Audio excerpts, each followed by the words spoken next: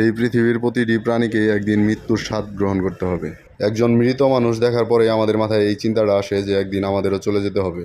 এই আঙ্কেলটা নিজেও জানতেন না আজকে উনি এইভাবে লাশ হয়ে শুয়ে থাকবে, এবং কি এই পৃথিবীর কেউই জানেন না কার কখন মৃত্যু হবে। কুরআনে আছে কুল্লু নাফসিন জাইকাতুল মাউত, এর অর্থ হচ্ছে প্রত্যেক প্রাণীকেই মৃত্যুর স্বাদ গ্রহণ করতে হবে। এই আয়াতটি মানুষকে পরকালের চিরন্তন সত্যের কথা স্মরণ করিয়ে দেয়। ওনাকে শেষ গোসল করানোর জন্য পানি গরম করা হচ্ছে। ওনার কাছের আত্মীয় স্বজন, ছেলে মেয়ে, বাবা মা কান্নাকাটি করতেছে।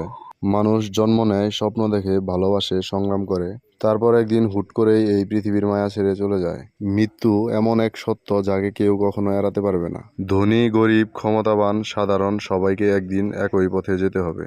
আমরা জীবনের ব্যস্ততায় অনেক কিছুই জমাই, টাকা, সম্পদ, পরিচয়, অহংকার, কিন্তু শেষ সময়ে সঙ্গে থাকে না কিছুই। থেকে যায় শুধু মানুষের ভালো কাজ, ভালোবাসা আর স্মৃতি। তাই যতদিন বেঁচে আছি মানুষকে ভালোবাসি, কারো কষ্টের কারণ না হই, ক্ষমা করতে শিখি, কারণ জীবন খুব ছোট, সময় খুব মূল্যবান। মৃত্যু আমাদেরকে মনে করিয়ে দেয় একদিন চলে যেতে হবে, তাই যাওয়ার আগে পৃথিবীতে কিছু ভালোবাসার চিহ্ন রেখে যাওয়া উচিত। আপনাদের কাছে কি মনে হয় কমেন্ট করে জানাবেন। উনি হচ্ছে মরহুমের বড় ভাই। বড় ভাইয়ের আগে ছোট ভাই চলে গেছে। বড় ভাই অনেক কষ্টে শোকাহত। মৃত্যুই মানুষকে সবচেয়ে বড় শিক্ষা দেয়। এই পৃথিবীতে কোনো কিছুই চিরস্থায়ী নয়। যে মানুষ আজ আমাদের পাশে আছে, কাল হয়তো শুধু তার স্মৃতি থাকবে।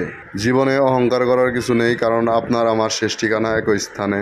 তাই কারো মন ভেঙে নয়, বরং কারো মুখে হাসি ফোটানোর চেষ্টা করে বাঁচা উচিত।